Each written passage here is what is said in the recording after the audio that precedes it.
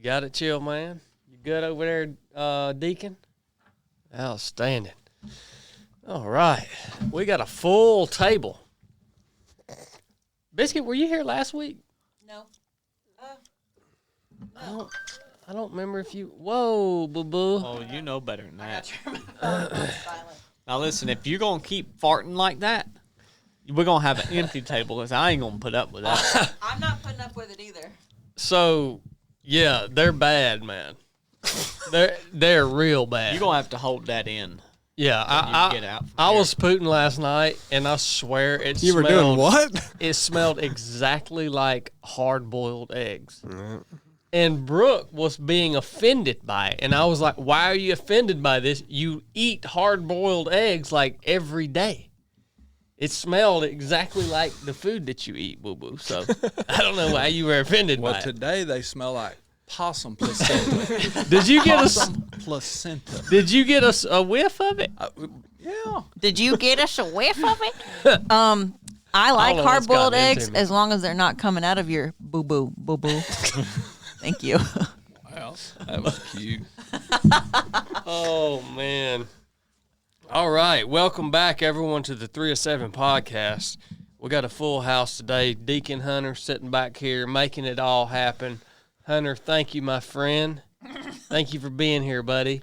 I actually learned today that Hunter is 18 years 18, old. Yeah.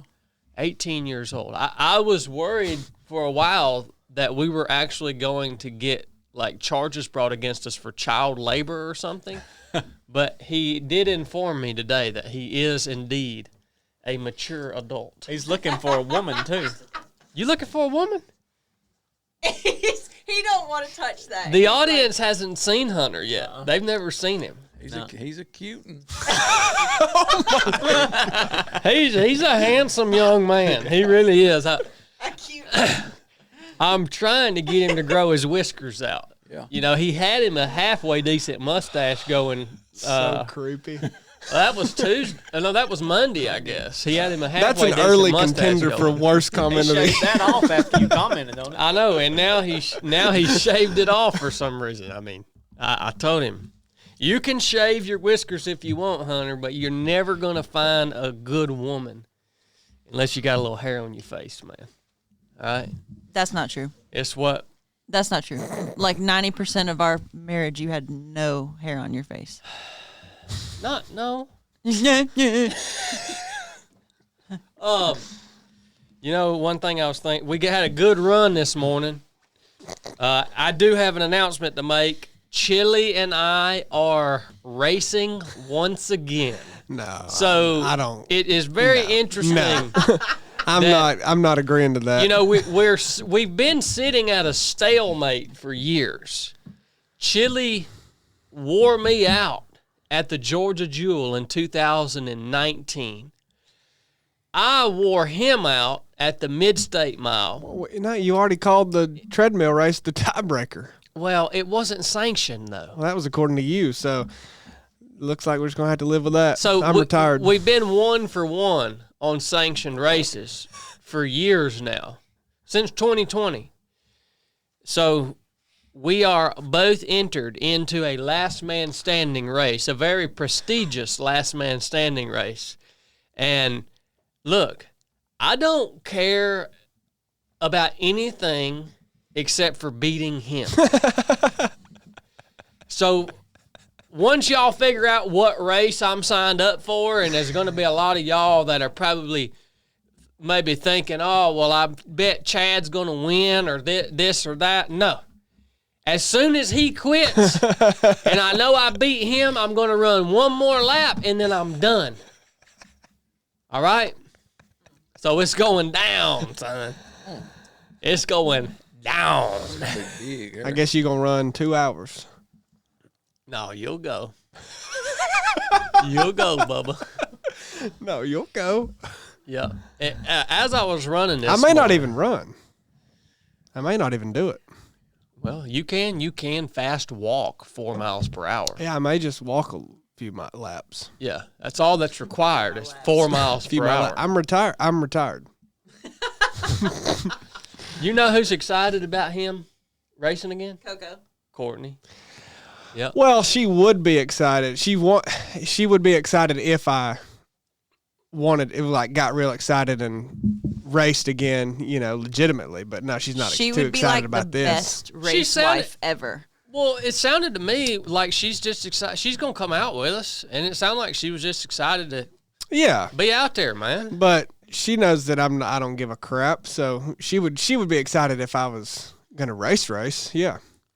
Coco would have a spreadsheet timed out of all your goals I written guarantee down you she would. with like a homemade sign that says "Go Chili, Run Fast." Well, it's all fun the to things. be serious about it for a little. It's fun, but. Would Big Jeff crew you or her? Ooh, that's a good question. I won't need a crew because I'm not racing. That's a good question. You talking Courtney's hypothetically? going to take over crew job. You talking Y'all don't hypothetically? have to pit them against each other. Both of them can crew Only Chili. one can be in charge. No, Yes. you see what they're doing Well, right only now? one can be in charge, Chili. but they could both crew me.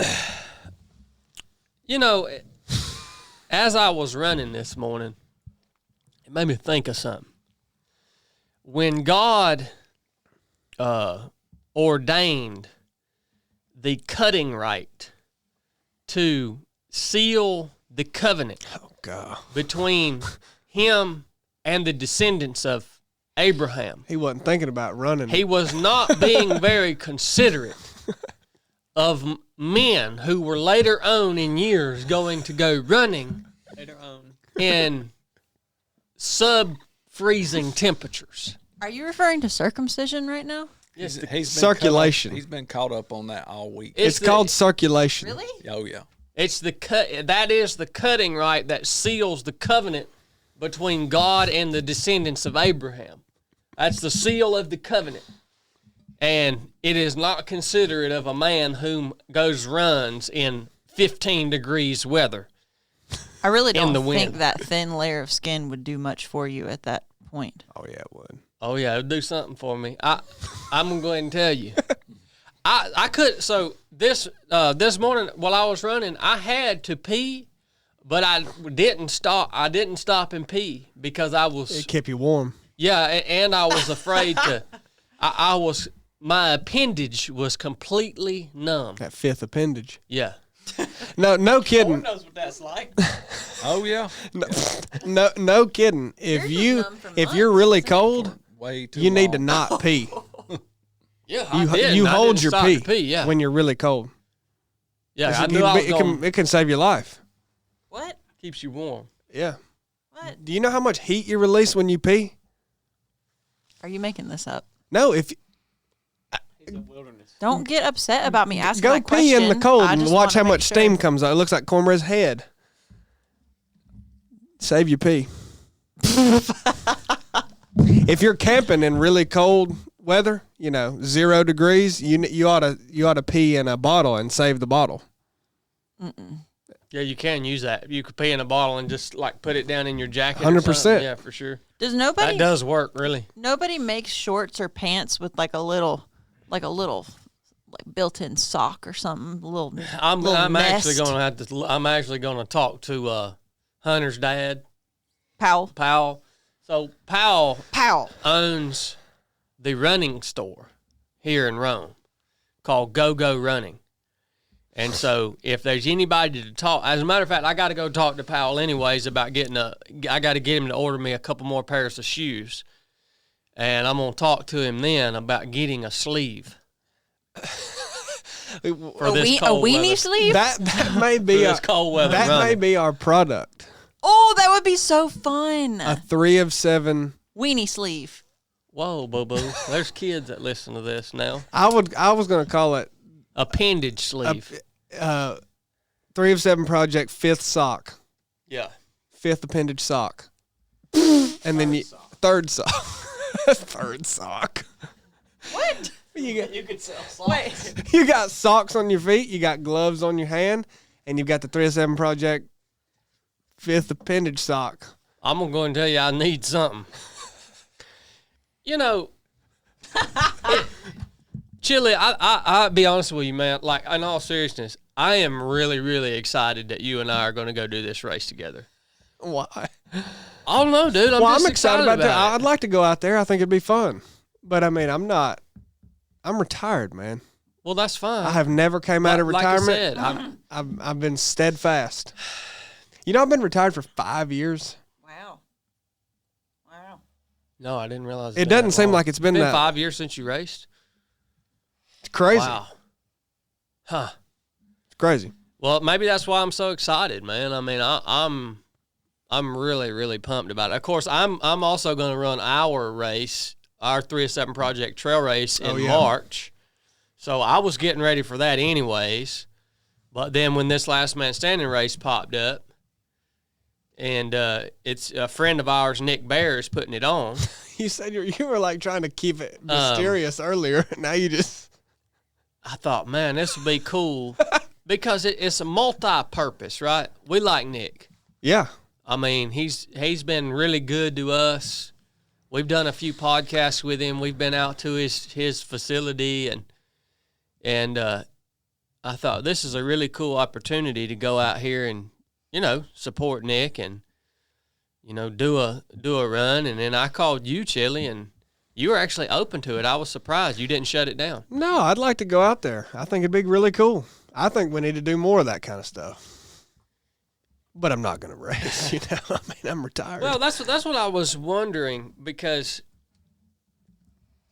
we've talked about many times, you know, how you can get so caught up in running, and you've talked about how you never want to be in that position again, where you're just so caught up in running and well, and how selfish you have to be in that and all, and. You know, I've even been thinking about my perspective on this. You know, I've been asking myself, you know, really, why am I going to go out and do this? And one reason is because I told Nick straight up, I was like, I'm not going to run the race unless me and Chili can get in. Mm-hmm. So one reason is to just be able to run with you and for us to do something like that together that we haven't done in years. And then the other reason is like, you know, we talked about on Monday meeting, just being a witness for Christ and just sharing your testimony and this and that. And I thought, you know what, man, when I go out here and do this race, that's what I want my main objective to be.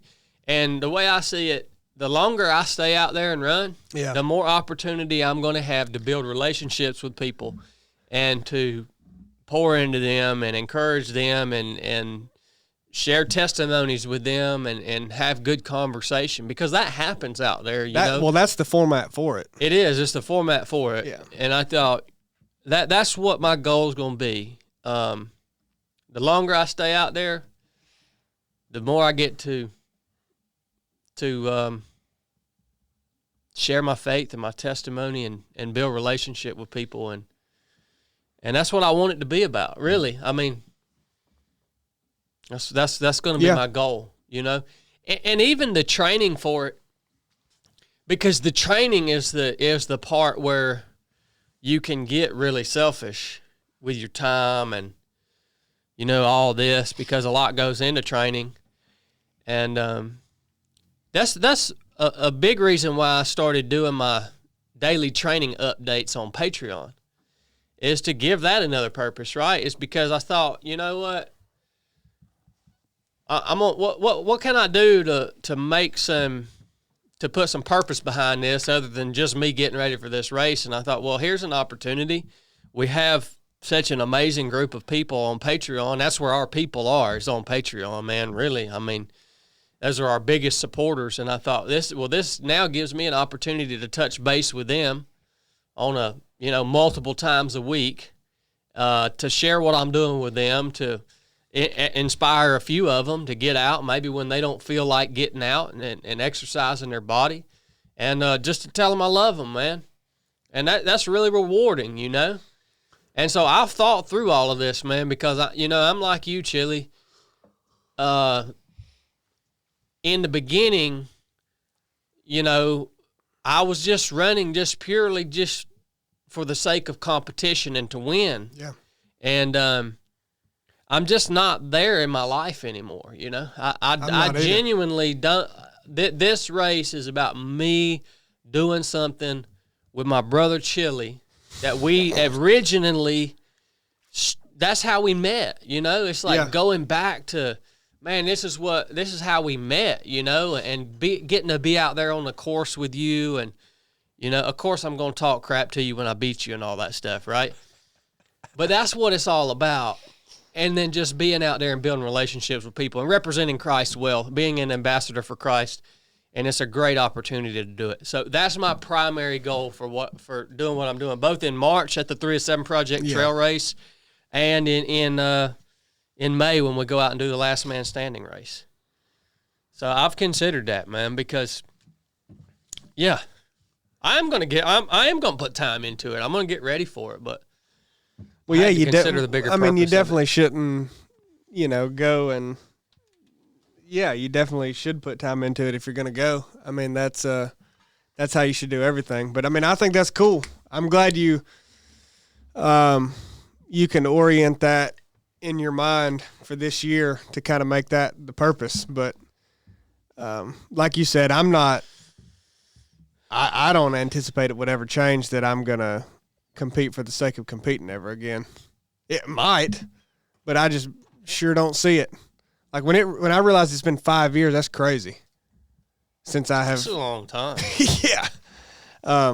But no, I mean, that's really the only reason to do anything, what you just said. So, hopefully this year's we can do a lot of that type of thing, But you got to get out there and travel and go to places that gets tiring for you. Well, yeah, I mean, everybody knows I don't like to travel. I mean, Cornbread asked me the other day, he said, you just don't like to go anywhere, do you?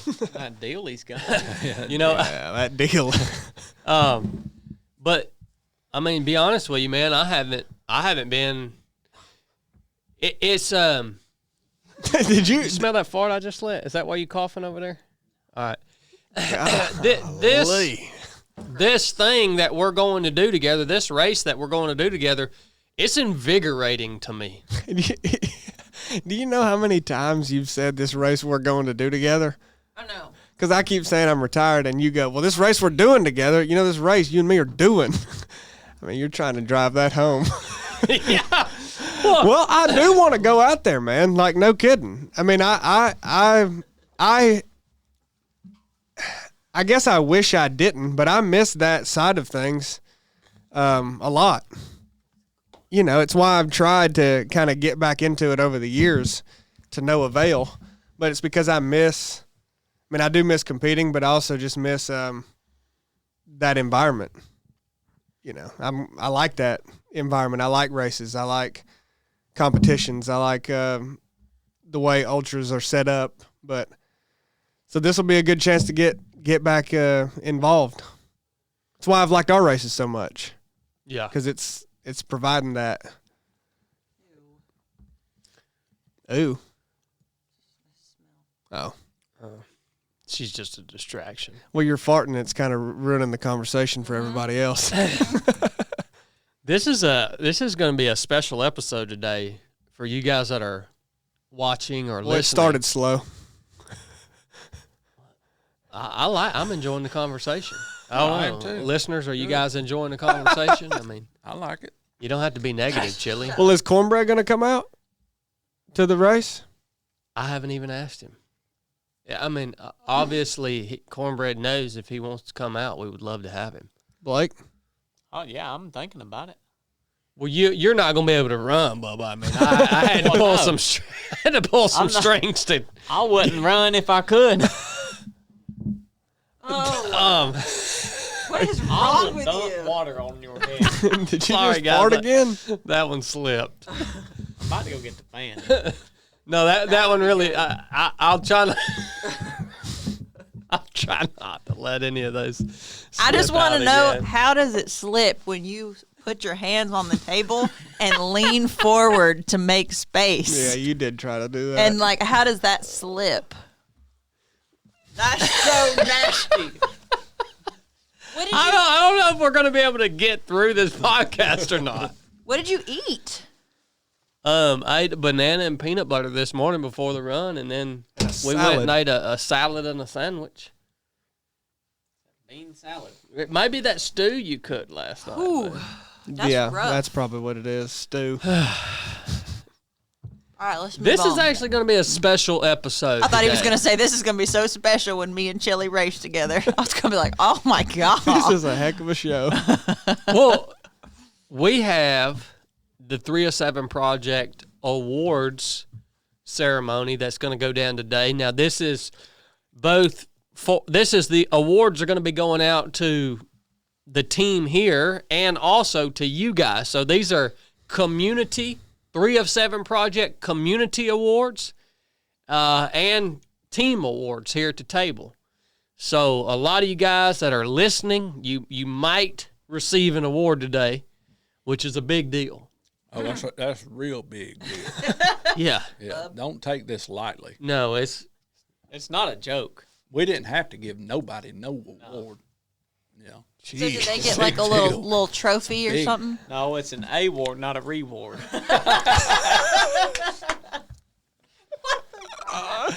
And Brooke has a pre-show of superlatives. Oh, I got to go first. I'm excited for those. Yeah. Are we doing this now? well. No, first, no, I no. want everybody to try the new flavor of Hoist live on the show. This is the 5-star punch right here. That is the coolest bottle design that I have seen. I mean, this is legit, son. Well, I don't know that I need to try it. Don't take I've a sip, already take a tried it. pull. You've already tried one? I've already tried it, so this will be an Take a pull off of inauthentic it. first reaction. Ew. Blake's over here.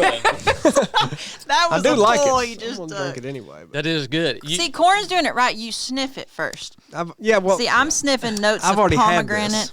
well, I'm very gonna good. go ahead and tell Probably you. the best flavor. Your sniffer here, Cherry. your sniffer at this table is going to need to be cleansed before you really get a good smell of this. Good. Deacon Hunter, Well, I'd like that with a bowl of chili. he said That'd be good. You approve it, Hunter?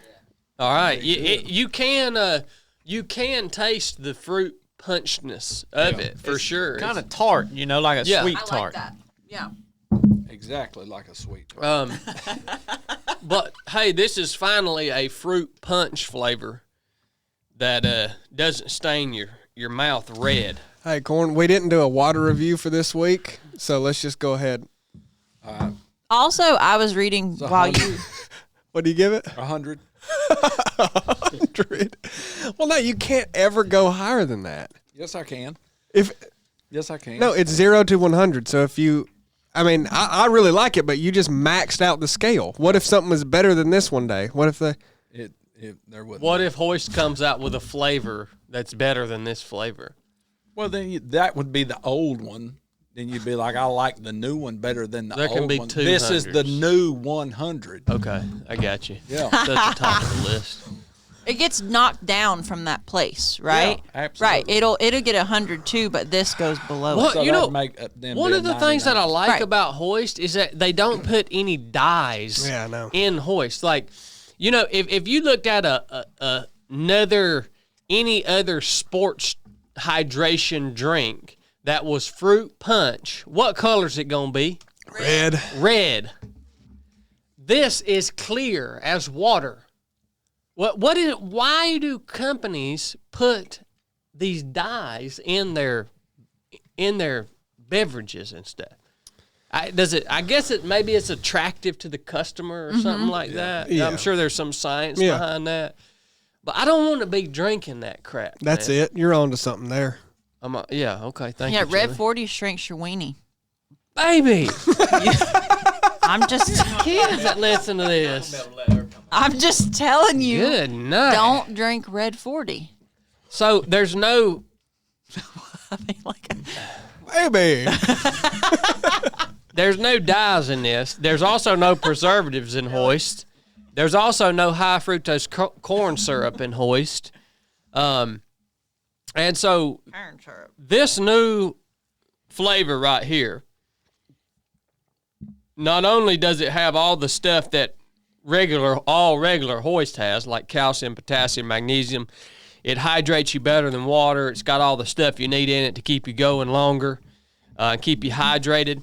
But they've done this in partnership with Folds of Honor. And so a portion of every sale of this particular flavor of Hoist is going to go to support Folds of Honor. Folds of Honor, their mission is to provide educational scholarships to spouses and children of America's fallen and disabled service members. That's a really good mission to support. I mean, that's amazing.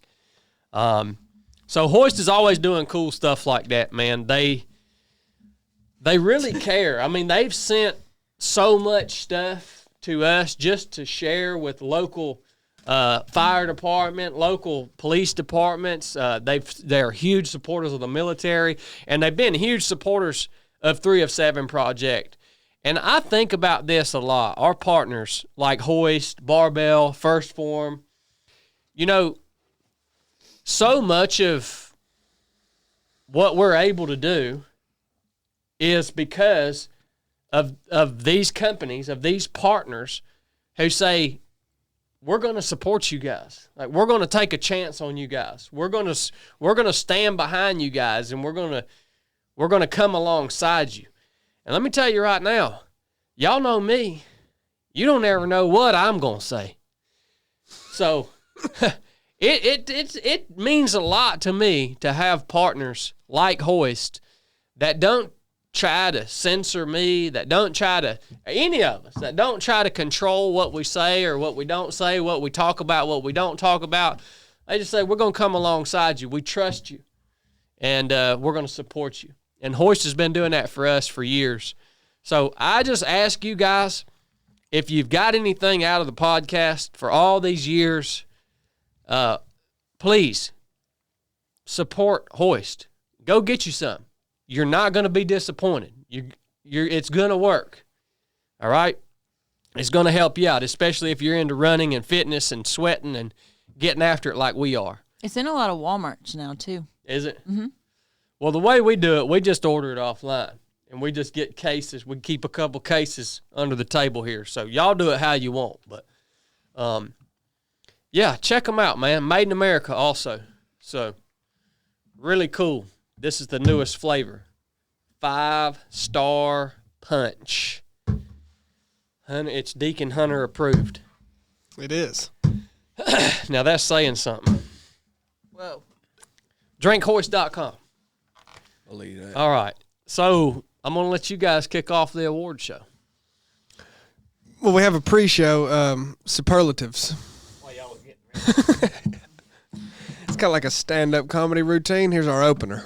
Brooke is breaking the ice. Baby, have I mentioned today on the podcast yet how beautiful you are? Nope, we're not starting this. See, anytime I share, you try to discredit me by, like, treating me really weird right before I start talking. Just don't. I love you. I love you, too. Don't. We'll throw it to you. We're going to go back and forth. Yeah. Are you done? Are you finished? I need y'all's help with each of these. Okay. We have to vote. This is between the 5 of us. Do we? What? Nothing. I was looking at Blake. Can y'all just let me do one thing without making fun of me? Can you quit saying we're making fun of you? When You we're are. Not? I'm Nobody's so making fun tired of it. this freaking Nobody's making fun of sexist, it. racist bullcrap. Be sweet. You're doing good, baby. Okay, who is the most likely to go to prison? I thought you had these. Like this Most is likely to go to prison would definitely be me. Why? Because I think I have the most disdain for the law. Blake was law enforcement. He follows the rules. Cornbread, Lord knows Cornbread follows every stinking rule that ever has. Now that's recent. Now he used to be lawless, but he follows every daggone rule. Chili don't leave his apartment enough to ever even break the law. He's just in his apartment all the time. He That's leaves true. twice a week. Yeah. Biscuit, you are also very particular about rules. All right? So that's why I would say I am definitely the most likely to go to prison. You hadn't been to jail, have you? I think Chili's a sleeper cell. Of going to prison? What would He definitely could. Okay, if Chili went to prison, just entertain me, what would it be for? Oh, it'd be for something weird. Tax evasion? Yeah, something. Fishing without a license. Yeah, That it'd is be true. something weird. He'd come out of retirement to run from the police through the Cahuttas or something like that. Chili ain't big on them licenses. Right. That is true. Thank you guys for in his family. So who is it? it's you. It's me? I mean, I don't have the answer. This is a discussion. So I think Chad. Well, if you think Chad, then Chad got 2 votes. Okay. I Why got are 2 your votes. cheeks- Who do you say? Did Okay. you see his? All right. Chad, Then you I won. win. Yeah. There you go. First award of the day. This is just the pre-show, This right? is superlatives. Okay. Most likely. Good job, Most likely to not answer any of your questions. Chili. Chili. Okay. Chili. Chili. Easy. Most likely to intentionally ignore an injury or health problem. Corn. Cornbread. Cornbread. Chili. Most likely to intentionally ignore a health problem. Or injury. Yeah, corn. Okay. Most likely to become morbidly obese. If you say corn, you're a terrible human being. I wish you would quit making fun of me. Yeah, I'm going to have to say cornbread. 'cause Cornbread's been fat before. Cornbread's the only one of us who's been fat before. Well, I have 2 schools of thought here. Oh my gosh. I mean, if you've been fat once, that means you're willing to be fat. You know what I'm saying? I can't prove nobody else here is willing to be fat. Wow, bub. well, there you go.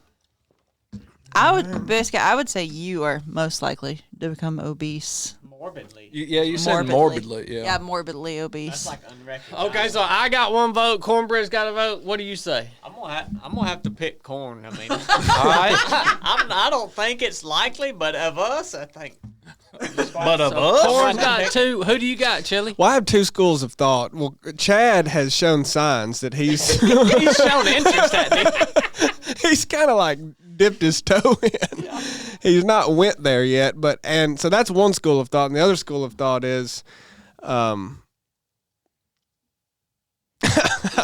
better not. Yeah, I'll just vote Chad. Yeah, So it's a tie. It is a tie. Hunter. Who's most likely to become morbidly obese? Hold on. Corn didn't vote. Chad. Oh. Corn might vote for herself. that's the tiebreaker. Didn't vote either. Oh, I didn't vote? I thought you said Chad. Oh, I got confused. yeah. Wait, did I? I did say Chad. Yeah. Oh yeah. 1, 2. Hold on. Can you pick? Oh, yeah. 1, So 4. who do you vote for, Corn? You might vote for somebody even else. You was talking about that ice cream at Ben and Jerry's the other morning like you loved it. Like you loved it. I'm going to vote you. Yeah, when you start having What the crap, man? I got most likely to become morbidly obese. Yeah. It's not anytime soon, but it's It would be like a circumstance, Boo, where Down you the weren't road. able to exercise, like you injured your leg or your back, and Oh, he's 'cause your screwed then. your ability to control your eating lately has been really bad. Okay, I'll take it. he Okay. steps back on that bike. Fatting in prison so far. Yeah, for real. it ain't looking Most too good for likely me. to become a millionaire. Chad. Oh, I'm already a millionaire. How do you even Chad? You are not a millionaire. Oh, yeah. I run our bank accounts. Net- you are net- not. You are in fact Baby, you don't not, understand. You're in fact not a She millionaire. don't know about that rat hole. does she? You don't understand. What you see in that bank account is just side money. Yeah, That's just for superfluous spending. we're talking net worth millionaire. Yeah, that's Chad. Yeah, well that's kind I of mean, that when you have someone that's already a millionaire, how do Well, you y'all come out? all vote that. I vote Blake. I think Blake doesn't spend But he's like you already spend. They make the same amount of money. Yeah, but like They make the exact same. But we're 50, talking net 50, worth. And Blake is good with money, and Chad is not. So do the math. Who's going to become a millionaire first? Yeah, but Chad don't have kids. Chad don't have kids though.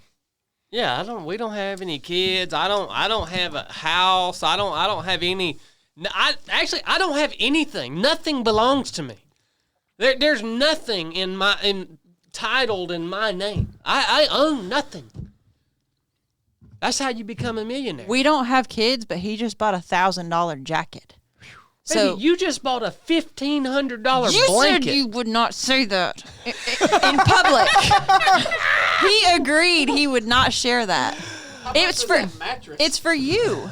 I didn't buy a new mattress, jerk off. well, She has been known to spend $10,000 on a mattress, though. I have never spent $10,000. well, you can't on a complain about That's a $1,000 lie. jacket if you spent $1,500. It was for him. It was the only thing he wanted. I think it's dumb. But I bought him a $1,500 wool blanket. Wool, isn't it? King size wool blanket. Getting carried away with this wool. He's out of control. He's wool rich. All my money's in wool. Daddy wool bucks. Woolbacks. That's right. Daddy wool backs. Just start painting squares of wool.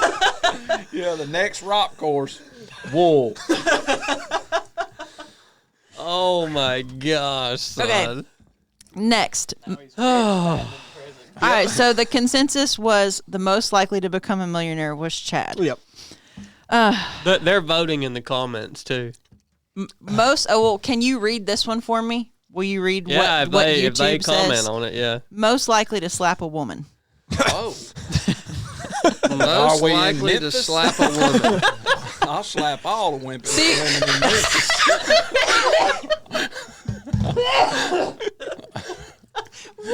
Why are you saying that? You ain't never allowed that. So we've got in the comments, we've got Chad, one vote for Chad, one vote for CB. We got one vote for Brooke. Oh, there's another vote for Cornred. Yeah, I'd probably vote for Brooke on that. She's a woman. Another vote for me.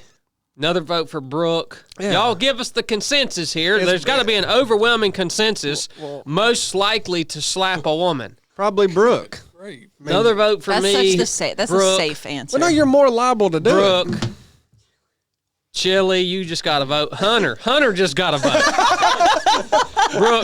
Brooke. All right, so it's Brooke, me. Overwhelmingly. I am most likely to slap a woman, says all the 45-something Yeah, white men on YouTube. Well, no, Jill Crumpton just said Brooke. Well, I will say, if a woman is aggressive towards me, I wouldn't even hesitate. Okay, next. So that was me. I am the most likely to slap a woman. Next is the most likely to crap in your tub. Oh, well, that's easy. Obviously, it's Cornred. Chili, what's your vote? I mean, once again, we're dealing with things that have already happened. Chili, Exposing.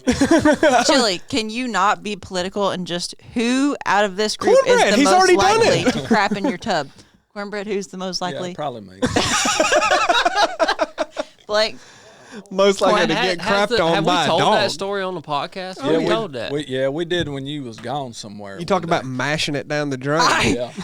and somebody named it the waffle stomp. Yeah. Well, Bree Smith voted for Blake on this. She must know that Blake has been down with anal fissures. That was part of Leave it. Look, how many of these do you have? You're Leave about it. to get cut off. Leave it. Most likely to buy an electric car. Hunter. I'll vote Chili. He's so economical, I'll- and he has exposed interest in that Cybertruck. It was hard between Hunter and Chili, but Hunter already drives a hybrid. So he's real close. I'd vote Hunter then. Yeah, because I've expressed interest in it, but I would never pay that. The audience is voting overwhelmingly chili. Well, but yeah, I mean, I would if you want to send me Chili some. has those metro vibes. But Send, yeah, You know what I send me mean? some more wool and I'll do it. But yeah, the audience is overwhelmingly Daddy chili. But now they don't know Hunter does drive a car what like a 14-year-old girl would want. It's like some sort of Lexus Prius. they also don't know how Hybrid. tight I am. I would never. Can't swing that.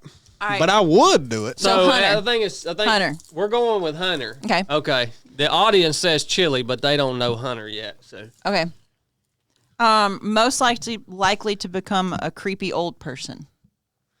Well, Chad's once again. He's already that. Yeah, I that's Chad. am pretty creepy old. Okay, Chad is the most likely. Most likely to not call you back. I'm going to say you because I texted What? you yesterday and I waited for an hour and you never texted me back. So they always answer right when I call. I'm here to tell you it was not an hour. Well, I say it was an hour. Most likely to not call you back. I got to vote for myself on that. Yeah, you're hard to beat. All right. Blake will call you back. Yeah. Blake, who do you Yeah, vote? Chili, you'll call me back. I mean, if we're going off records of everybody, if everybody's calling this one person, is he gonna call them? It's gonna be Chad. Chad. Yeah, yeah. But if it's just us here, we all pretty well answer except Brooke. Yeah. She like Right. most of the time won't answer nobody, none of us. Well, I didn't know that. Yeah, she every time I call, she'll never answer. Wow. She'll text me, call Chad if you need something. Okay. Wow. Call you brother.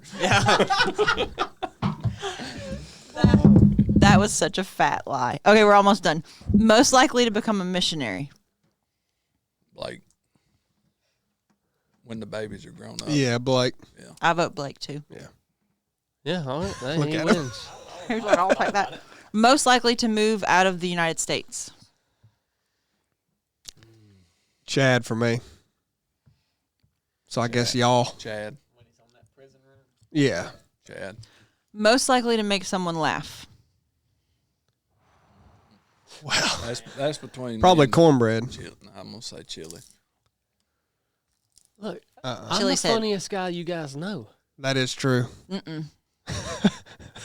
Well, I will say you have one. You're the recipient of that kind of team award here later on in the show.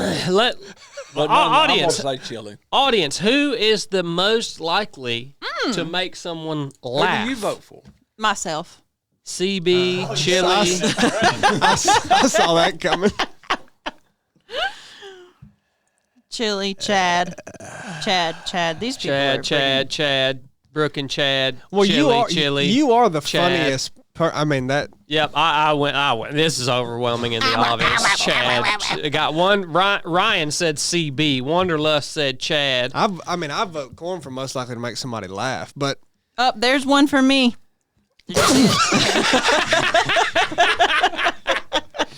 Brooke wants to be funny so bad. She wants to be funny so bad.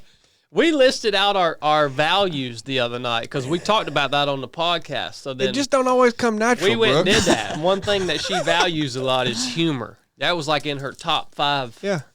values. Yeah. Unfortunately, she doesn't have it. But fortunately, Anyhow. she has you. Okay, most likely to make someone laugh is we all think Chad. I voted corn. I vote Chili. I vote chili. I vote Chad. How many So corn it's get? Chili. Yep, it's Chili because Chili's the only one who got Well, who two. do you vote for? Oh, yeah. Corn got one. Well, I'll vote for you just because it's gay to vote for myself. But I don't. Why would you vote for yourself? You don't make me laugh that often, though. But I'm just throwing my vote in. Often. Okay, almost. you just made y'all laugh. Yeah. Two more. Most likely to have a turkey count upwards of 8,000. None of us. Mine's 892. I'm saying most likely. Well, not me. That's a pile of turkey. Most My turkey likely count's to higher be than able corn's. to take on 8,000 turkeys and not die. I'm gonna vote for 8,000 myself. turkeys hell bent on killing you. Your turkey counts in the low 400s. I'm voting for myself. You are? Yeah. Yeah, I'll vote for Cornbread. Yeah, he's the biggest. He's got the most weight on him. Just sit on them. It's gonna take a Sit on lot 7,000. of turkeys to get a 260-pounder down, son. Nice. Chili, who do you vote for? I don't think none of us are good for that. That's not an option. 8,000's too high. The audience is literally like across the board cornbread. Okay. Well, YouTube can have that one. Yeah, across the board cornbread. But I don't think it's because corn is larger. I think it's because they know how. I'm a straight up turkey killer. They don't want none of this. That's right. He did just text us like a day ago the exact number of days until turkey season. Yeah, we're down to The problem is 45 Corn now. wouldn't start fighting them. He'd just be in hog heaven. He'd just be laying there with. They'd be like, "Oh, turkeys everywhere." Last one. Most likely to become terribly ill from an exotic disease. Chad. Cornbread. Are you crazy? Yeah, cornbread. You're nuts. An exotic disease, yeah. Yeah, that's the key word, exotic. Well, I understand that, but Chad is perpetually sick. But he No. just gets you household cold. No. Y'all don't understand. Exotic disease. So when I was growing up, if you don't know this, Cornbread was a mentor to me when I was growing up. And we used to coon hunt. We'd travel all over together. Corn would drive all the way to my house, and I didn't live close to him.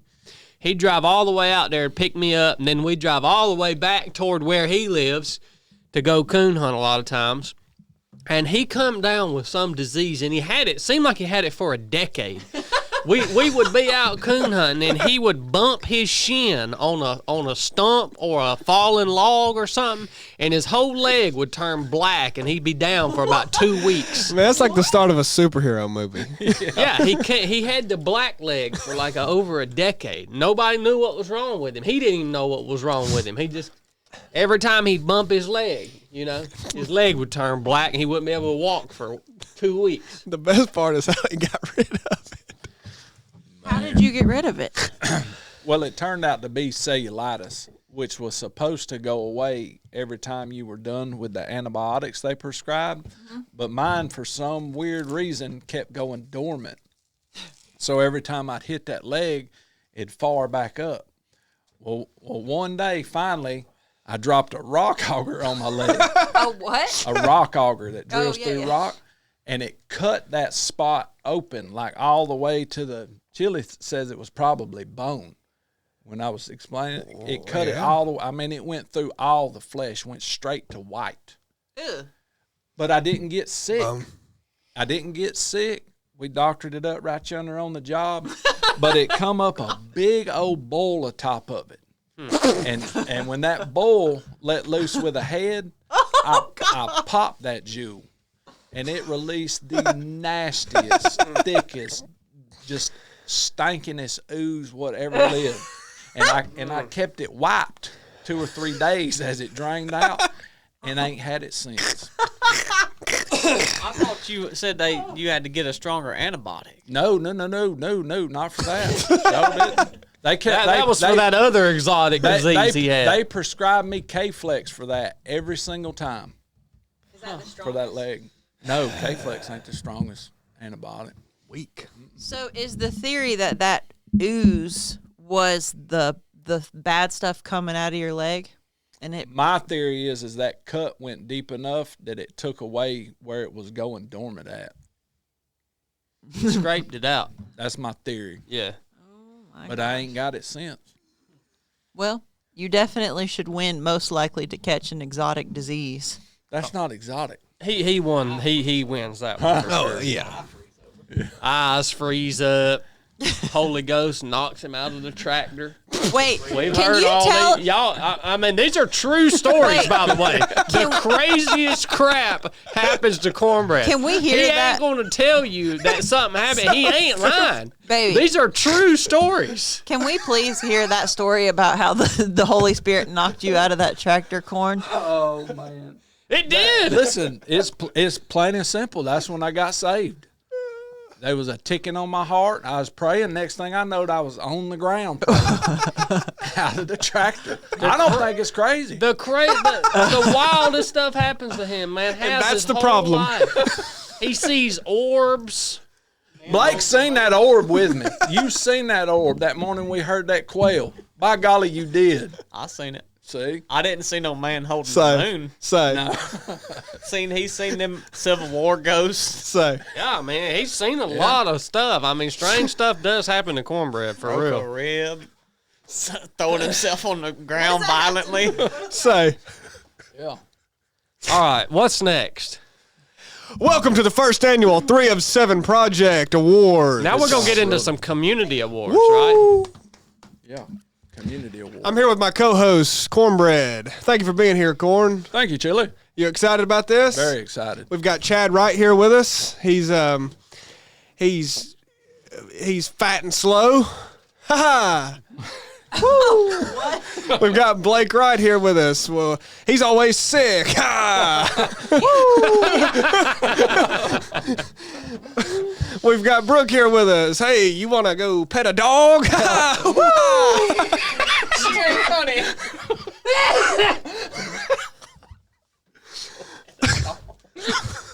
The answer's yes to that. We've got Deacon Hunter here with us. You want to keep driving that girl car? Huh? Woo! Woo! Ha! All right. Our first award. The Holy Ghost knocked him out the tractor. Our first award goes to the oldest member. This is a community-wide award. The oldest member of the 3 of 7 Project community. That goes to Marty Bingham. Congratulations, Marty. You old geriatric, wrinkly guy. You finally got an award for being a geriatric, Marty. Cornbread, Took who's you next? your whole life to earn that award. The foreigner of the year in the 3 of 7 community, Lane Vale, Lane Vale, congratulations. Congratulations, Yes. Lane. former Canadian. Next. The American of the year in the 3 of 7 community, Lane Vale. He's a new American citizen. Congratulations. Lane. Good job, Congratulations. Wow. Lane. Took a lot of work to get that. All right, we have Pilot of the Year. Ooh, I know who's getting it. Pilot of the Year. And the award goes to Andres. Andre. Yes. He is quite the Congratulations, pilot. Andres. Yes. All right. By the way, Andres, I need a private flight from San Diego to Whitehorse, Yukon this summer. I was going to see if you had any connections to make that happen. Wow.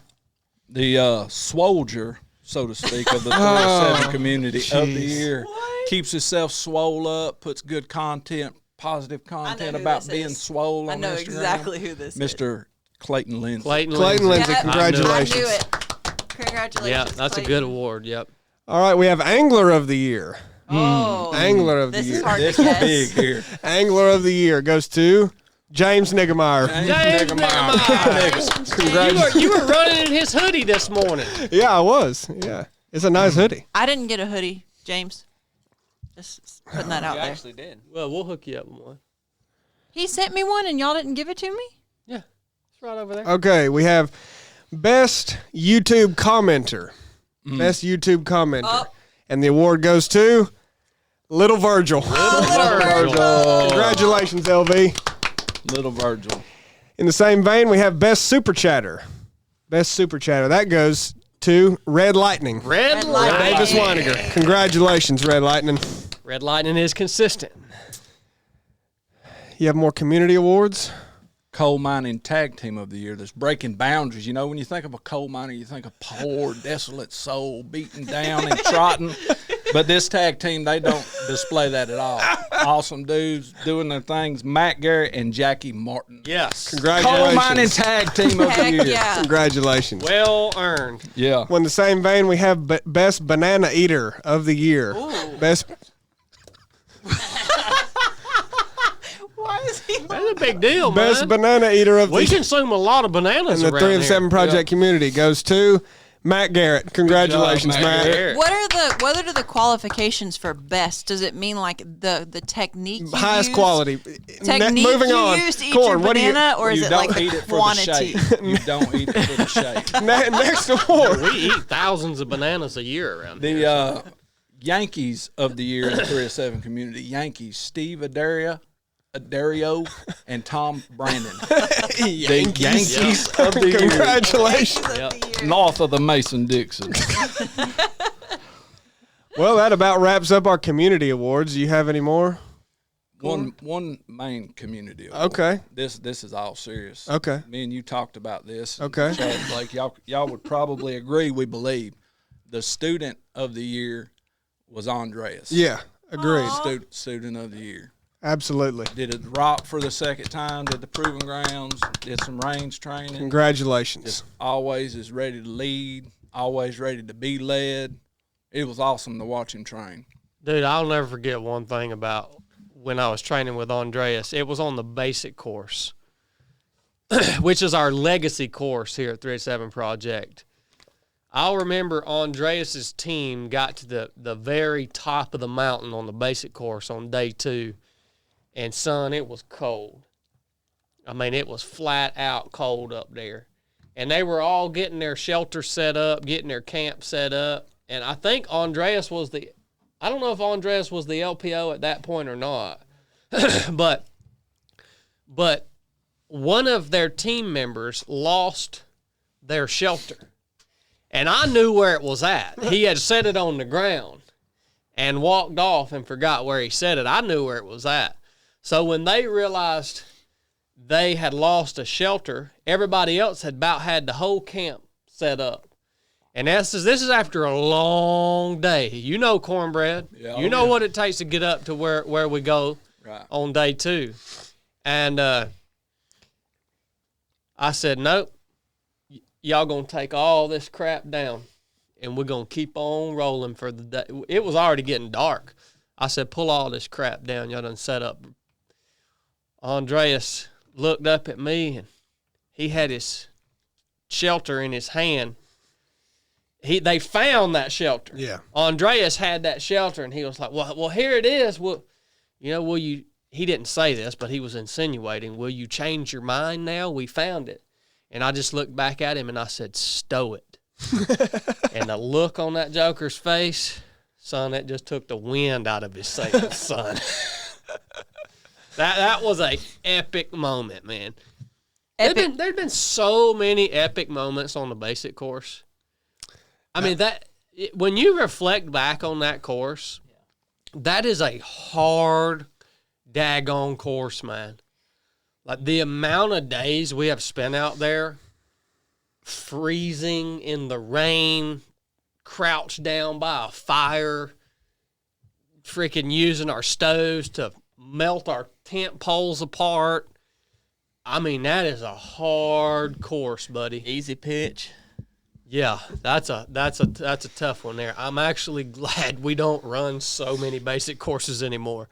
But I'm going to tell you what running that course for so many years did for me. It got me really good at living in the backcountry. Yeah. I mean, tuned up, son. But that was one of my favorite moments on the basic course with Andreas. Since he got Student of the Year, I wanted to share that memory with him. That's big. And I agree. He is the one who should have won that award. So good job picking him on that. Well, does that conclude the community only section? Yeah. Okay. Well, now we're moving into community wide awards, including the team here. Right. I want to kick that off with CrossFitter of the Year award. I gave one of those too. What? Yeah. Well, we have to have a meeting here. No. I'm giving You my know award it's to- me, Chili. CrossFitter of the Year it's award. Me. The nominees are Blake Wright, Brooke Wright, and Cornbread, and the award goes to Cornbread. I bestow my trophy to Miss Brooke Wright. Thank you. Disagree. I can lift more than Corn, and I show up Now, more than he does. I Disagree. was being legit. You go in there and you do a great job. You show great integrity. It's easy to tell that you finished the complete workout. You work on your form. You're not sloppy. That's why I chose you. But now you want to be ridiculous, I take the award back. CrossFitter of the Year goes to Cornbread. Best Photographer of the Year. Best Photographer of the Year. That goes to Blake Wright. Hey, good job, Blake. Good job, Blake.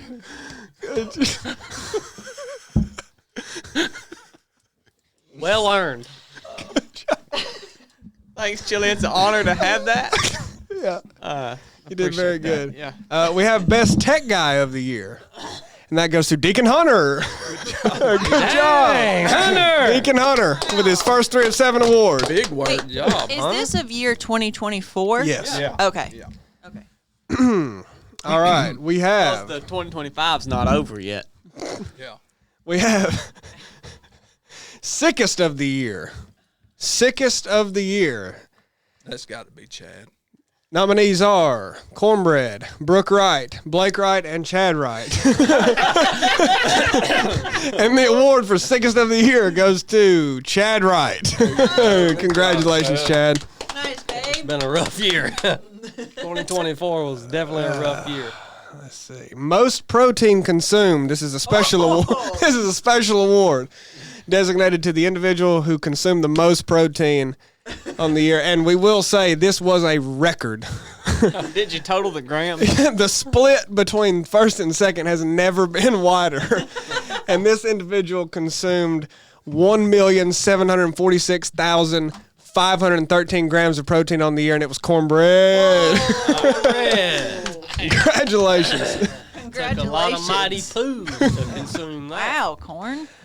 Oh, man. Best Speaker of the Year. Oh. Best Speaker of the Year. That goes to Chad Wright. Congratulations. Thank you. Congratulations, Chad. Great speaker, babe. I would have voted for Hunter. Best personally, Best Driver of the Year. Best Driver. Definitely not corn. Best Definitely Driver. me. No. Best Driver. Cornbread was nominated. Chad was nominated, and Deacon Hunter was nominated, and the award goes to Deacon Hunter. Congratulations. Driver of the year. Congratulations. Wow. Showed up on day one and runs into Chili's car. Let's see. Best Shooter of the Year award. Shooter of the Year. We have nominated Chad Wright, Blake Wright, Kurt Fennell, and Brooke Wright. And the award goes to Blake Wright. Hey! Congratulations, Blake! Should be taking pictures and shoot, boy. Oh, we have least sick of the year. Oh. Least sick of the year. And that award goes to, if I'm reading this correctly, that is me, Chili. Least sick of the year. You just don't tell nobody when Yeah, you're I was sick. gonna say that should be best at hiding the fact No, well, you're I'm, sick. Yes. I'm sorry. I That's agree. it's an official award, and best cheater at 75 hard. Best Take some skill. best cheater I at almost put that on moment of the year. best cheater at 75 I'm not hard. taking those selfies. That's gay. That goes to Cornbread. Congratulations. Cornbread. All right, let's Yeah, see. you tried to slip that one by me, didn't you, I Cornbread? did. Yeah. Best biker of the year. Best biker of the year. That goes to James Ward. Congratulations. Yeah. Congratulations, James. And to follow that up, we have best bike hiker of the year. Oh. And that also goes to James Ward. Congratulations. Oh, congratulations, James. Congratulations. He hiked his bike the entire Colorado Trail and complained far less than I did. So yes, he deserves that award. We have best race director. Best race director, and the award goes to Chad Wright. Congratulations! Yeah, congratulations, Chad. Congratulations, babe. A Congratulations. lot of work into those races that I put on this year. Congratulations. Best intern, Deacon Hunter. Congratulations. Deacon Hunter, another award. Lots of awards. Wow. We're almost done, but the big finale we have richest of the year. Richest of the year. We've kind of alluded to this earlier. That goes to Chad Wright. Congratulations. Oh, Chad. Yes. Yes. We also have poorest of the year, and that goes to Chad Wright. Congratulations. Yes. Wait, what? How does that work? I own nothing. I don't own anything. And to wrap up this segment, I also have a most likely, this is kind of a superlative, most likely to dream about hunting with Cameron Haynes naked. That goes to Chad Wright. All right, what you got, Cornbread? These are team-only awards. I'm sort of ticked you did a CrossFit award, by the way. Well, you won it. The funniest statement of the year goes to Mr. Chad Wright at the January Proving Ground. Crawl on the ground like a pig, Tavis.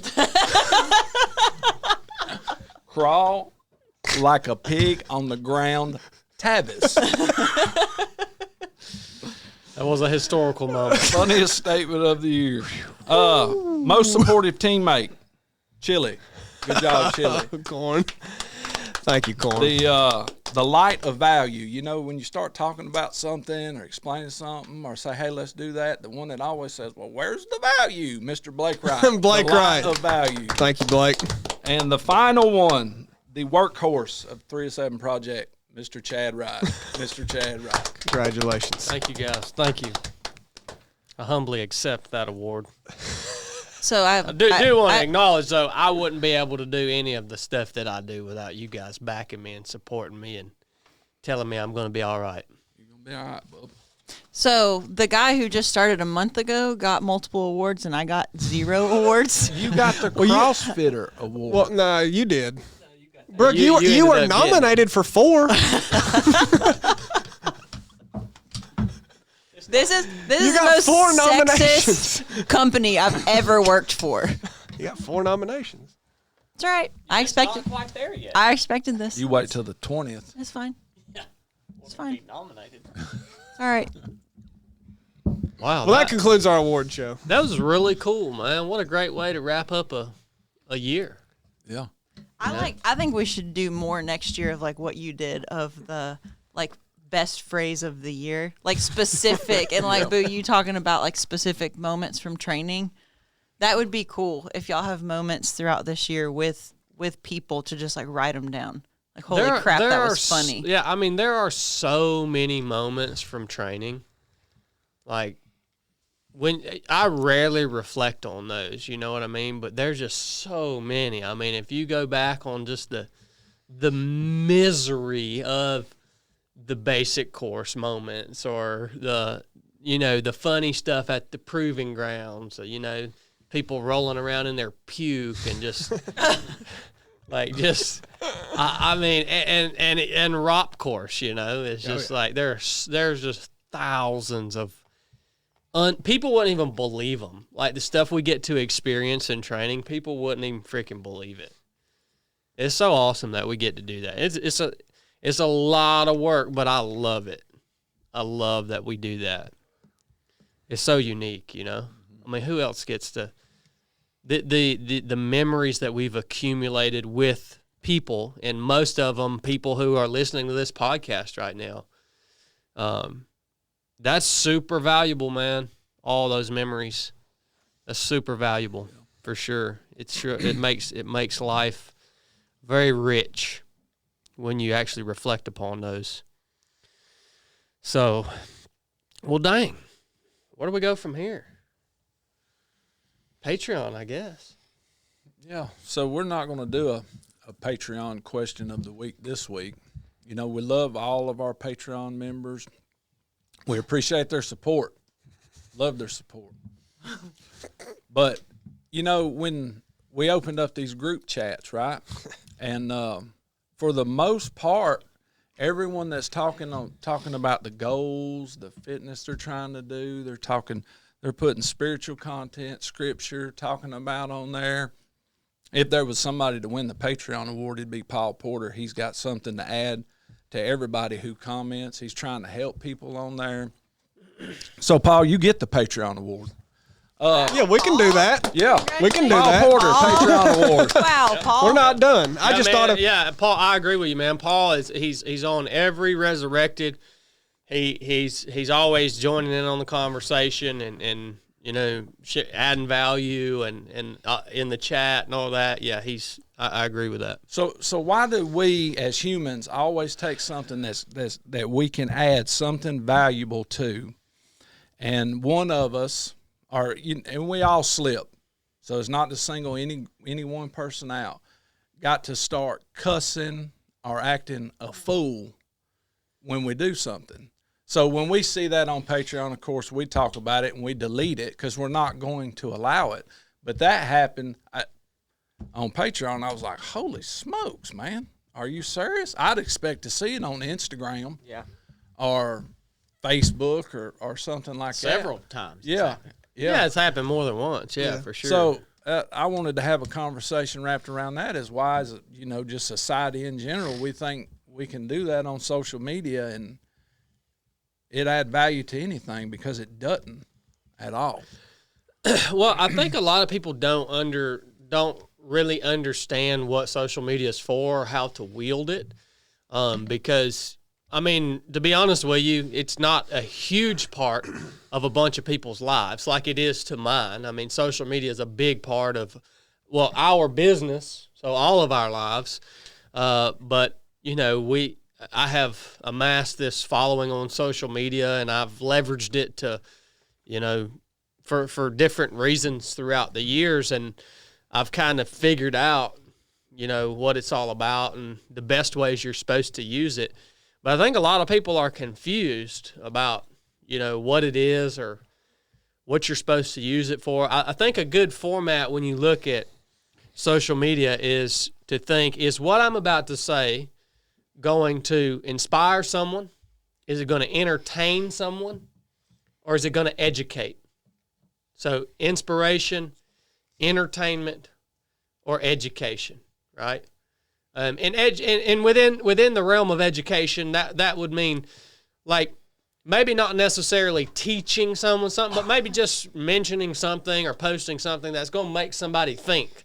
A lot of what we talk about here on the podcast, we don't necessarily have the right answer, especially when we talk about the Bible and stuff like that. But we have the conversations because hopefully it's going to provoke someone to think about the subject that we're talking about, and then they go and hopefully search out the answer to it or try to find it. So if you guys are on, even like here on the chat on YouTube, there's a lot of really heinous stuff on the chat a lot, and I don't watch that every episode, but the few times you do glance at it, there's usually someone in there just kind of trolling or whatever, you know what I mean? And it's like, man, it's crazy. And so the beautiful thing about Patreon as a social media space is that it is something that we have control over, and most everybody who shows up there is there for inspiration, education, or entertainment. Yeah. Right? And so they come there, they join this group, and so it provides a filter. And so that's why the people on Patreon are generally, really good people because they're invested. They're making an investment to be there, right? And so it creates this space that we can moderate, but that people have to pass through a filter to get into this space. Right. And so it creates a space where the content and the conversation is expected to be top notch. You know what I mean? Like I'm not going to tolerate stuff on coming through on Patreon that I would tolerate on my Instagram page. And it's not for my own sake. It's for the sake of the people who are on Patreon. Yeah. Like they are there. They've made an investment to be there because they expect to get something out of it, not just from us, but from the community that's there. Like that's the point of the community chat, right? Yeah. And so we are very protective of that space, man, for the people who are there because we're so thankful for everyone who is there.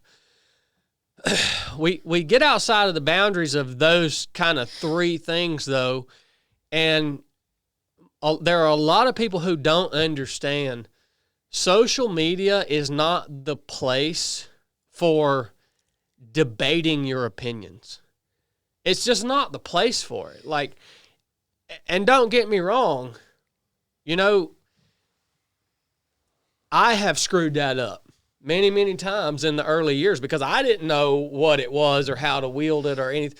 But the reason I say this and the reason I can make the case about social media isn't a place for debate or for calling people out about things or any of that, right? Is because that's never going to lead to a helpful solution or conclusion on social media. If you are showing up to social media to debate someone or to call someone out on something, like that's never going to end well. It's not going to end well because it's not face-to-face conversation, right? And we get to the point also that we feel like we know people on social media, you know?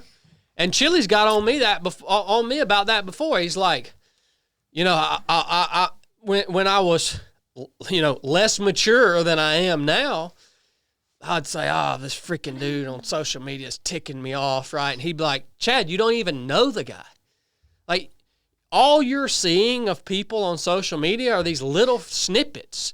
But you take those snippets and in your head, you develop your own opinion about this person that is probably almost guaranteed wrong because you don't know them, right? And it's just not a place to call people out to debate. It's never going to end well. And that's a fact. I mean, that's just a fact. And so if you're, you know, if you're having some, you know, crazy stuff going on or whatever, like that's another thing. Social media is not a place to spew out your crazy crap. It's not, man. Whether it's Patreon, Instagram, I've seen so many people on Instagram over the years who just go on there and they just spew out their crap. And I'm like, no, this is not the forum to do that. Like, it is the forum once you get your crap kind of sorted to kind of share your lessons, kind of what helped you overcome that, right? But if you got a bunch of crap going on, like, it's only going to make your crap worse if you spew it out on social media. Like, you need to work through your crap with your people in person, in your community. I don't agree with that. Well, you cannot agree with it if you want. That's fine. Can I say why I don't agree with you? Yeah.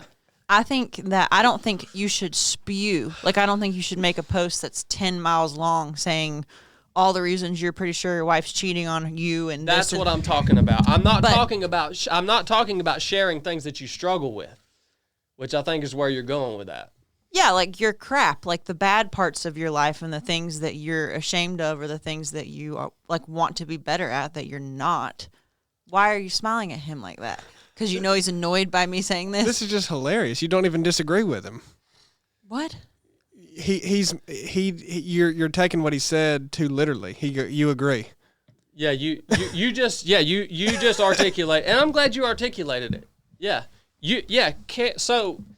Can you talk to people about, or can you make a post about something that you're struggling with in currently life? That you haven't overcome yet? Yep. Yes. You should. That is fine. What's the purpose of doing that? Well, my purpose a lot of times is literally just to break the nasty, gross thing that happens on social media where everybody only talks about, like, the fake parts of their life. It's just real. It's just real. Yeah. Like, it just makes you a real person and lowers the expectations for all these kids that are idolizing these adults on Instagram that think they have zero problems. So that would kind of fit into the category of the inspiration portion of social media. So, like, it's inspiring people to be like, okay, yeah, I struggle with this same thing and I don't have to be ashamed of it. But you don't always have to have your lesson thought out. Like, you don't have to have figured it out before you. I think people think that. Like, oh, I can't share this or share that I'm going through this until I have, like, some awesome, valuable quote to put with it or some lesson that I can share. Like, no. Like, it would be valuable to people to just know that you are going through that and you're not quitting. Yes.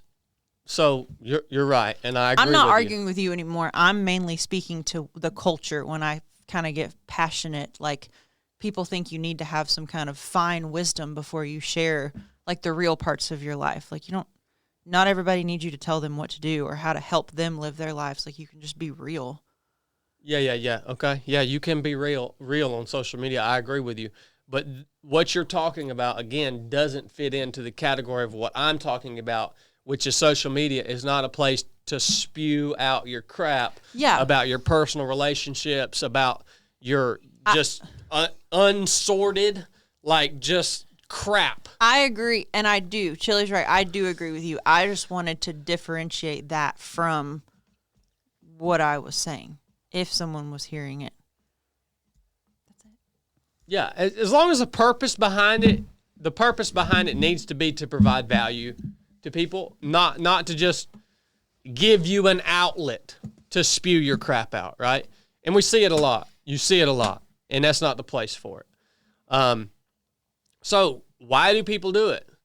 Well, it's because they don't know what this is all about. Like they're just confused. Like they don't know what it's all about. Well, also, everything you suggested to do requires thinking before you use social media. Well, Thank you, Chili. Nobody does that. I mean, nobody's sitting down and thinking through, all right, if I do this, what's the purpose and how am I going to write that? No, it's there, so you get on it. You spend half your time just scrolling through the popular page, and then you go, I got something to say. I got something to say. I mean, most people don't think before they speak, let alone post on social media. It's too easy. Well, also don't forget that half of what everybody does, entertaining, inspiration, and education, most people are doing it for selfish motives because they want to say, look at me. Yeah. They're not actually doing it with the intent to help people. They're doing it because they want attention themselves in all three of those categories. So I think that's a precursor to what is my motive behind doing any of this. Is it actually to help or inspire or educate, or is it just because I want attention? Because people will get on there posting some crazy stuff for that reason too. Yeah, Chili, you talked about thinking before. You know what? Also, when you are face to face with someone, you're going to think a lot more about what you're about to say. Yeah. Oh, yeah. Because there are consequences to what you say. At least when you're around, men. So like that's another thing. Like, if you come around me in real life and you're spewing out a bunch of craziness and vulgarity and cursing, like I'm going to shut that down, man. Like, you more than likely ain't going to come around people and say that kind of stuff in real life because somebody's going to shut you down. You know what I mean? Right. So that's another thing that people get confused. They're living in this fantasy land where they think, well, now here's a space where, there's no accountability, so I can just say whatever I want, and then that becomes their reality. Is this space where they can just think they can just talk and say however they want. And like, man, that doesn't exist in real life, man. And so you should conduct yourself online in the same manner that you would conduct yourself around real people. I mean, that's the goal. That's the goal. Right. And so I'm glad you brought it up, Corn, because there's a lot of confusion around that, and ultimately, whatever, man. I've been in the game long enough. I've seen enough crazy stuff. I've been in the social media game long enough that I can handle whatever comes. Like, I can handle it, but other people see it and they're like, "What the crap is going on right here?" You know what I mean? And it kind of, I think it can really get to them and make them upset. That's another tip. Everything that you see on social media, and you better just take it with a grain of salt because, there's some people that are on the struggle bus with learning what that's even for. It is a weird time. There's we're very close to where there's going to be a generation. I guess we're maybe already there of adults that never knew anything different than social media. Yeah, what year were you born, Hunter? I mean, it's pretty dang close because even me, like I remember growing up as a little kid, and I mean, I didn't, it was none of that. I mean, I grew up recently, but like it's strange how recent that really has been. I mean, when I was a real young kid, even 10 years old, early teenager, like I didn't have no iPhone, I didn't social media, none of that. So I think it's weird the time we're in where we've got everybody alive pretty much knows a time where, even me, not much, but knows a time where it didn't exist and now it does. So they had to learn it. And there's a whole group of adults that are about to be adults that they're, what do they call it? Digitally native. Yeah. Like they always had it. And the way, like, you kind of behave different on social media when that's the case. It's very interesting. And like those worlds are kind of clashing now with social media, and nobody, it's still it's such a new thing, a new human phenomenon, even though, like you said, you've been around it, you've been doing it for years, but it's very recent. It is, yeah. And I think it needs like a lot more time to play out to settle to like what it's going to be. And it may always change because of the daggum AI thing. But if you look at the history of social media, it's never been the same in longer than like a year span. The whole landscape changes constantly, every year, every 2 years, with the addition of, like MySpace, then Facebook, then Instagram, then Twitter, then TikTok and YouTube. Like it all is constantly changing. And there's these newfangled ones that kids use, like Snapchat or whatever the crap, like, that's probably old now. It's just, I don't know. I think that's part of why people don't know there's a confusion on how to stay up with it and how to, like, what are you supposed to do here and what do you say here? And then it's just people, your quote, people being people, like, yeah, people going people. That's what they're going to do on social media. It allows the worst of you to come out easily, and, the constantly changing aspect of it, I think, makes that worse. But it's fascinating. Social media is weird. Yeah, it was. I'll tell you what, too, man. It was a steep learning curve for me personally, because I wasn't engaged on social media at any, high level whatsoever until I was in my 30s. Yeah.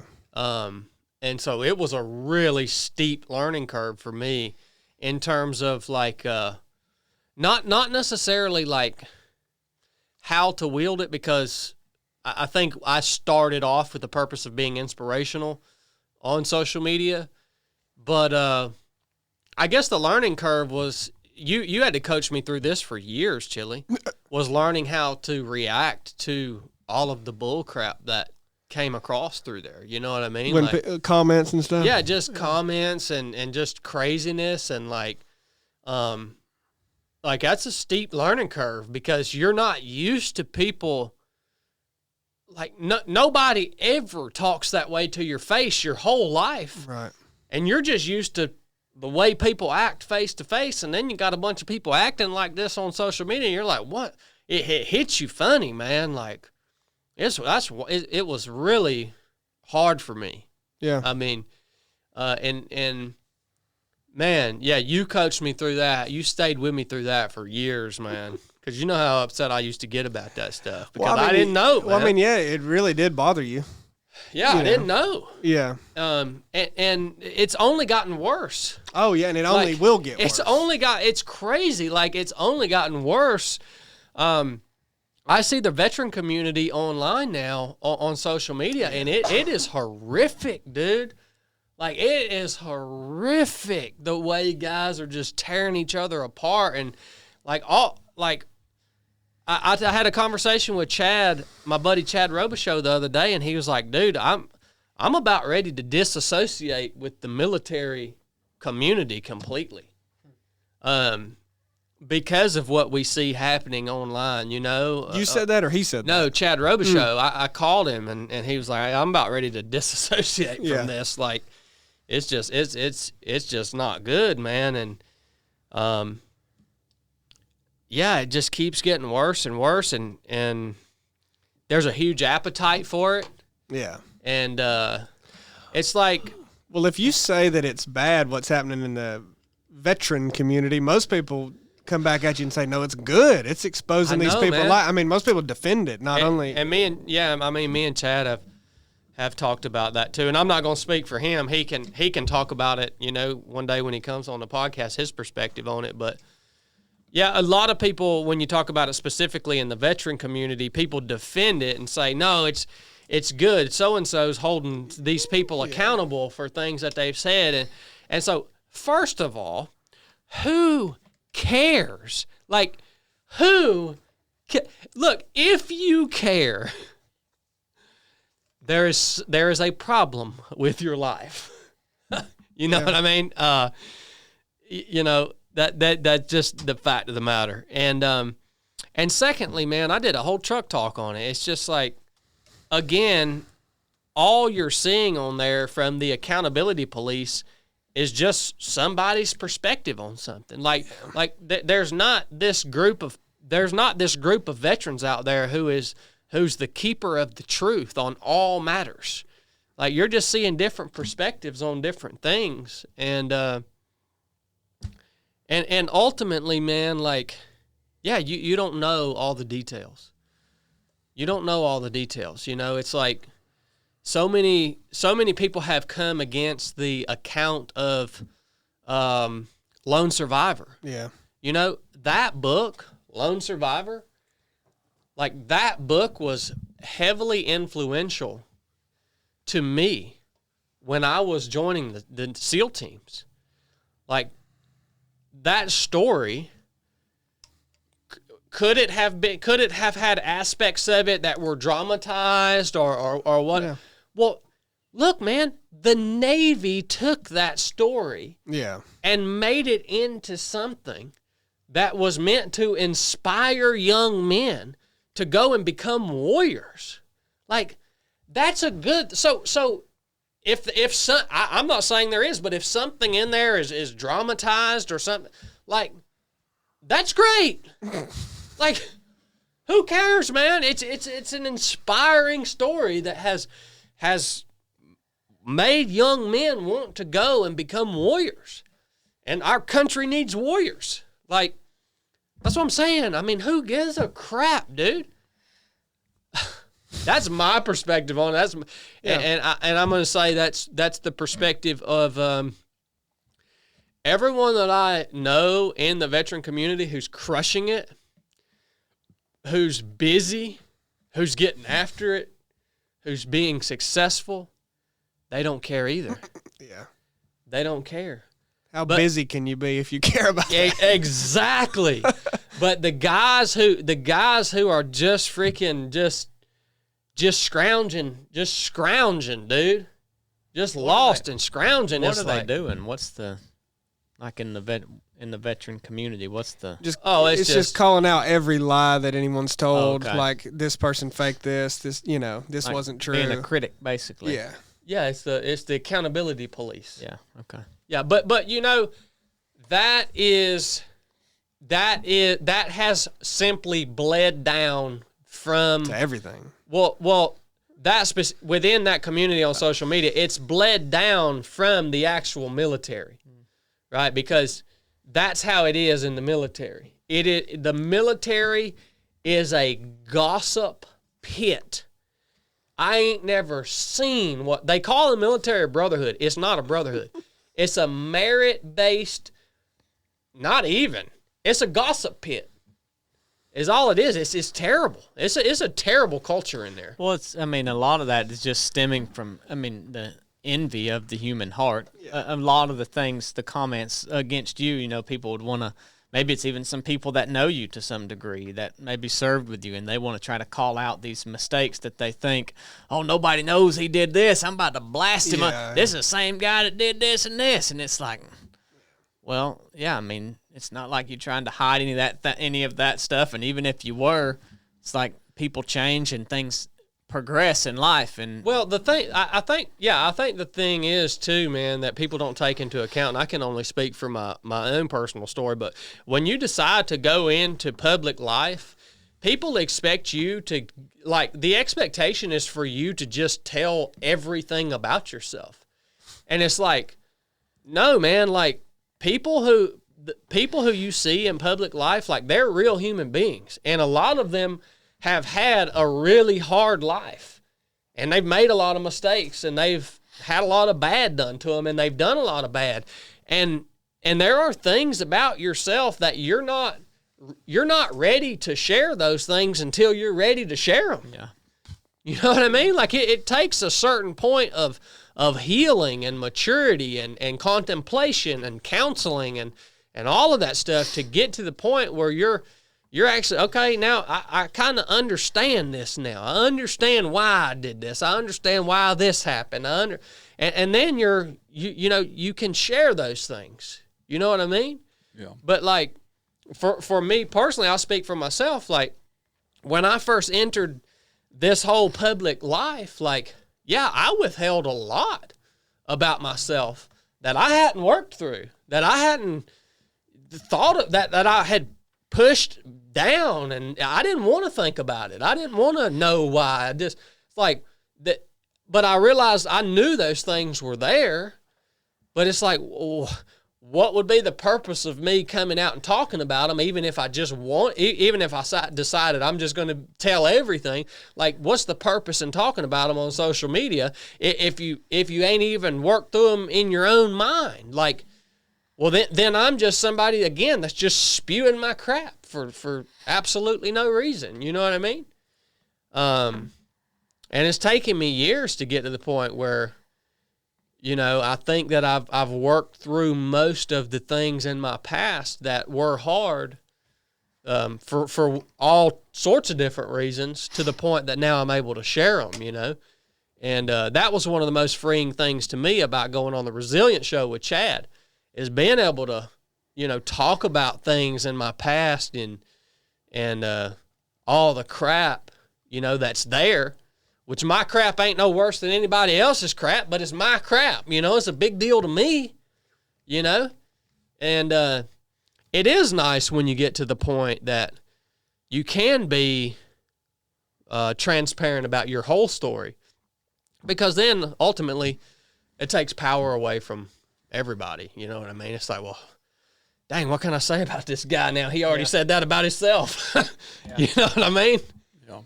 So, but that takes time, man, and you shouldn't expect people.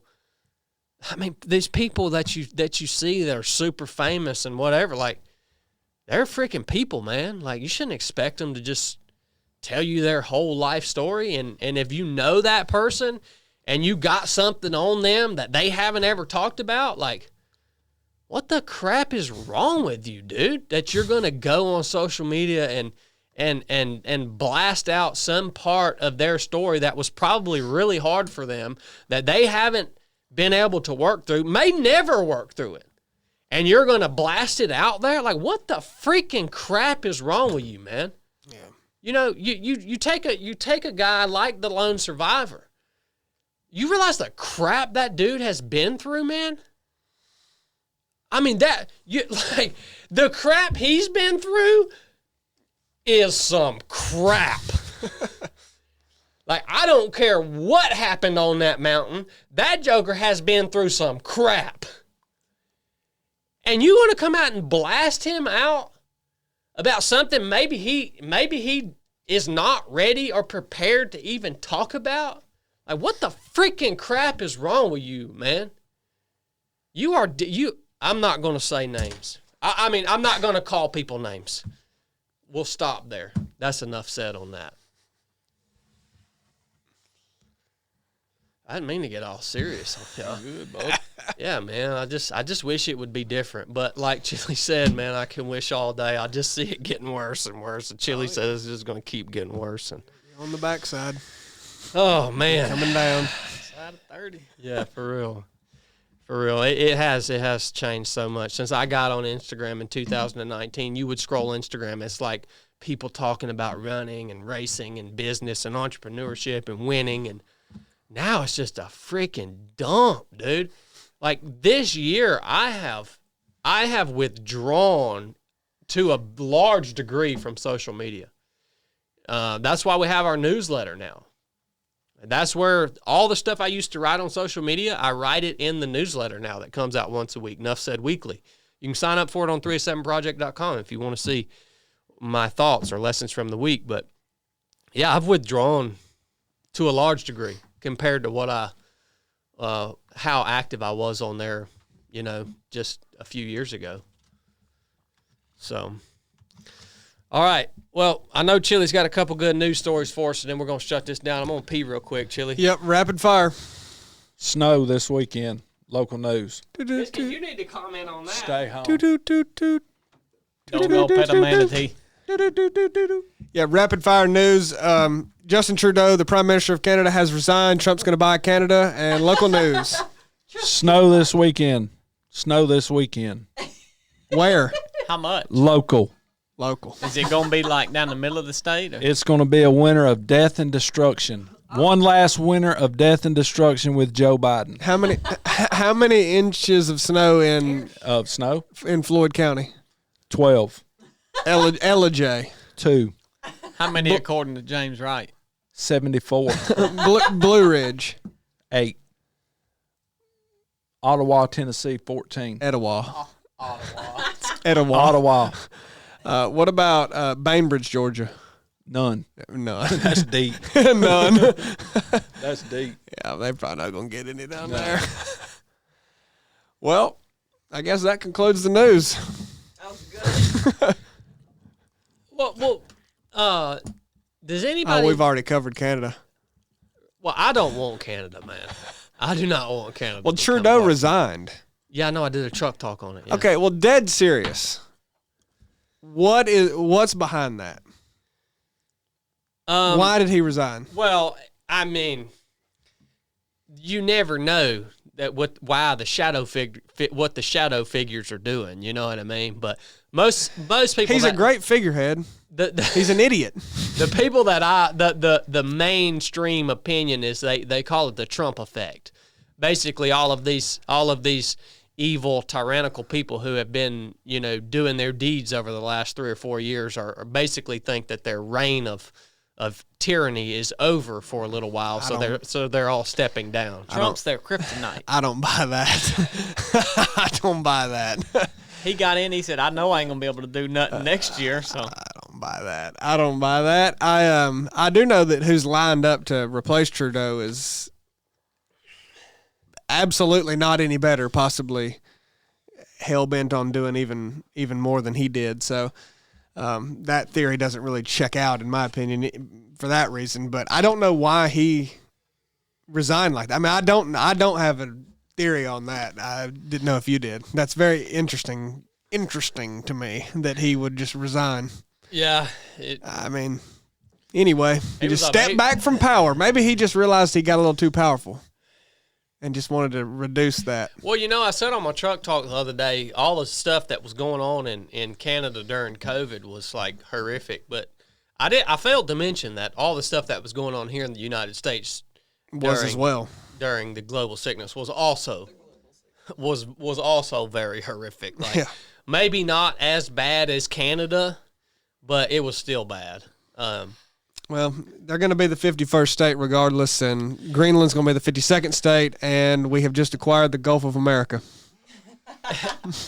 Is it not concerning to any of the vehement Trump supporters who might be watching right now?